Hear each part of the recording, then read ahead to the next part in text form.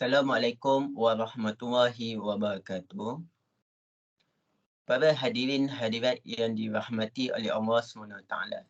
Saya ialah Muhammad Najmi Syaukyuddin bin Zailani, PIB 18091, Ijazah Sarjana Muda Syariah dengan Pentadbiran Kehakiman.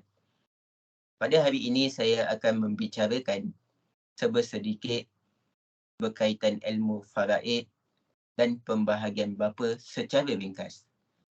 Yang pertama, apakah yang dimaksudkan dengan faraid? Ilmu faraid ini berasal dari perkataan Arab yang bermaksud sesuatu ketentuan dan ketetapan. Ilmu faraid juga dikenali al-miras yang bererti pusaka atau suatu kaedah secara fiqhiyah dan hisabiyah yang membicarakan tentang habuan dan bahagian ahli waris terhadap harta pusaka tersebut. Seterusnya ialah kepentingan seseorang itu dalam mempelajari ilmu faraid. Yang pertama, ia dapat membezakan serta mengenal pasti sama ada itu adalah waris mutlak atau bukan ahli waris terhadap harta pusaka tersebut. Yang kedua, ia dapat mengenal pasti bahagian atau saham setiap waris yang layak kepada harta pusaka tersebut. Yang ketiga, pengiraan yang boleh menyampaikan kepada bahagian atau habuan setiap waris melalui kaedah pengiraan matematik. Seterusnya ialah hukum mempelajari ilmu faraid. Hukum mempelajarinya ialah wajib ain dan wajib kifayah berdasarkan hadis riwayat Ibnu Mas'ud radhiyallahu anhu, sabda Nabi SAW, pelajarilah Al-Quran dan ajarkanlah ia kepada manusia, dan hendaklah kamu mempelajari ilmu faraid ini serta kamu ajarkan kepada orang ramai, maka sesungguhnya aku akan mati dan ilmu ini juga akan hilang. Dan di waktu itu juga akan timbul fitnah serta kacau bilau sehingga berlakunya perselisihan antara dua orang tentang pembahagian pusaka. Kedua-duanya itu tidak akan dapat bertemu orang yang akan dapat menyelesaikan pembahagiannya. Selain itu, faraid juga perlu diketahui oleh umat Islam kerana ia boleh meningkatkan kefahaman mengenai susunan waris, pengurusan harta dan ilmu kira-kira.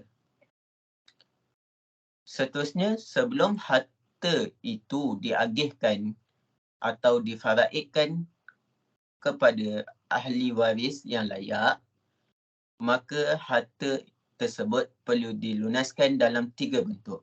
Yang pertama, perbelanjaan kematian. Perbelanjaan kematian di sini membawa maksud menguruskan jenazah yang mengikuti syarak dari segi perbelanjaan kain kafan, upah memandikan jenazah, menggalikan kubur serta pengangkutan yang digunakan untuk membawa jenazah ke liang lahat. Yang kedua adalah hutang simati. Hutang simati di sini ada 2 bentuk. Yang pertama, hutang kepada Allah. Mengikut mazhab Asy-Syafi'i, hutang Allah seperti zakat, solat, kifarah, haji hendaklah didahulukan. Berdalilkan dinullahu ahaqqu an yaqdi, yang membawa maksud hutang Allah itu adalah lebih berhak ditunaikan. Yang kedua adalah hutang kepada manusia.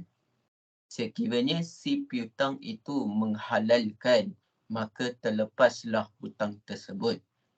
Jika tidak, para waris hendaklah menyelesaikan atau melunaskan hutang tersebut.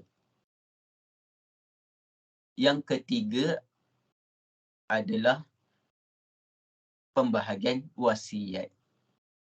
Seterusnya adalah syarat mewarisi harta pusaka tersebut.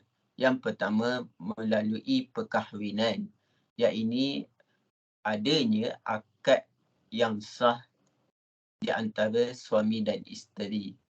Yang kedua adalah melalui keturunan. Yang ketiga iaitu melalui pembebasan hamba.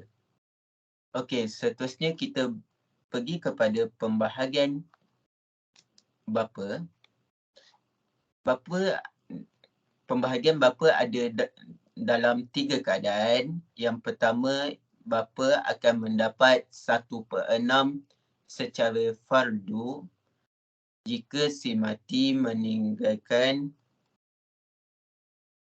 bapa, anak atau cucu laki, iaitu meninggalkan furuk waris muzakkar dan tidak ada furuk waris muannas, maka bapa akan mendapat 1/6 secara fardu.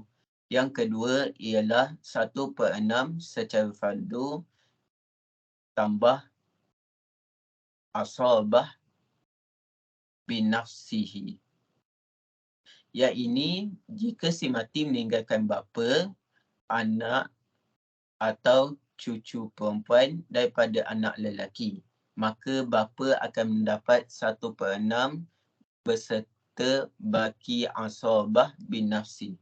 Yang ketiga ialah bapa akan mendapat asabah, iaitu keseluruhan harta jika tidak ada ahli furuk waris. Sekian, terima kasih.